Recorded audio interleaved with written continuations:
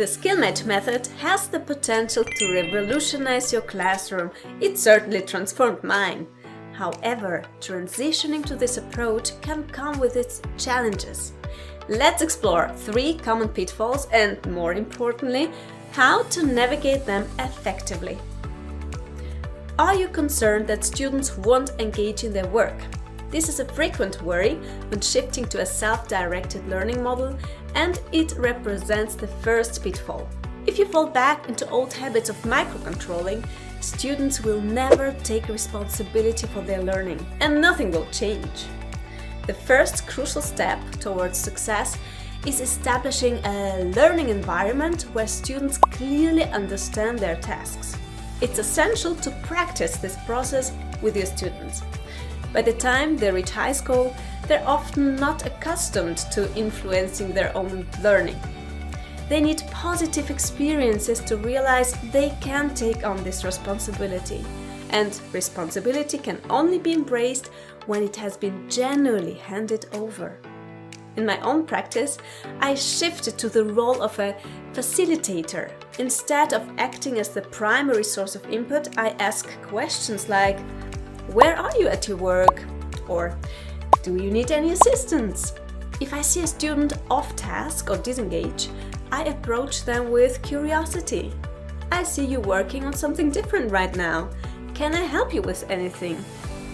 This approach avoids this controlling tone we're often tempted to use. We're all quite quick to judge. "You're not doing what you're supposed to do, I caught you!" So instead, opening the door for conversation can reveal a student's struggles, like, "I know I should work, but I don't know where to begin," or "I have such a headache, but I'll get to it later, I promise." So, if you found strategies for overcoming this inner judging voice, share them in the comments. Are you worried that group speed may vary too much and everything will drift apart?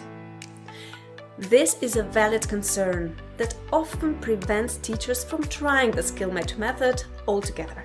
But from my experience, the differences in speeds aren't as significant as expected, as long as there's clear guidance. For instance, in my OneNote learning environment, I make sure the content for each week or lesson is visible to all students. So if I see one group lagging behind, I'll approach them with something like, "You are 3 tasks behind the other groups. Next time we'll start with a review quiz. How can we catch up by then?" I remember one group with a girl as a leader who said, "Okay team, let's come up with a strategy." And suddenly the ideas flowed and the group became highly productive. It was so exciting to see. So don't miss out on this moment just because you're afraid of losing control. Are you concerned that some students won't collaborate with their group? If you let students organize their own groups, there's a high chance friends will group up together. This is often unproductive.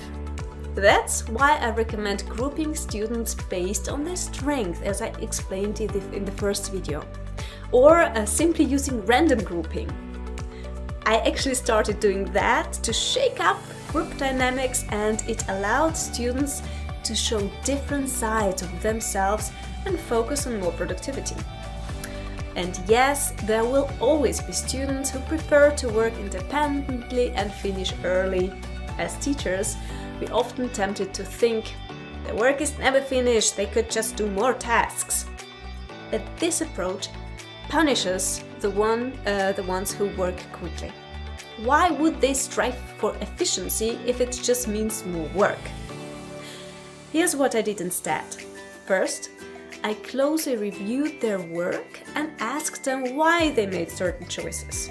This allowed me to give more detailed feedback, something there's often no time for.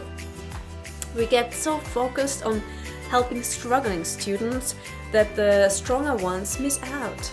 And that's a shame, because I've had some great discussions with those students and that sparkled their curiosity even more.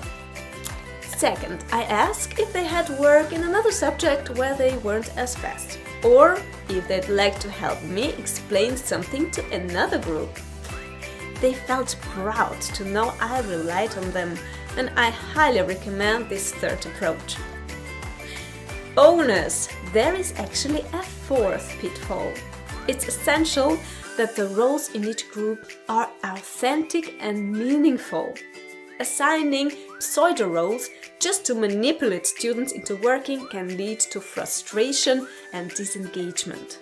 If you are going to have a presenter role, make sure your lesson plan genuinely requires that role.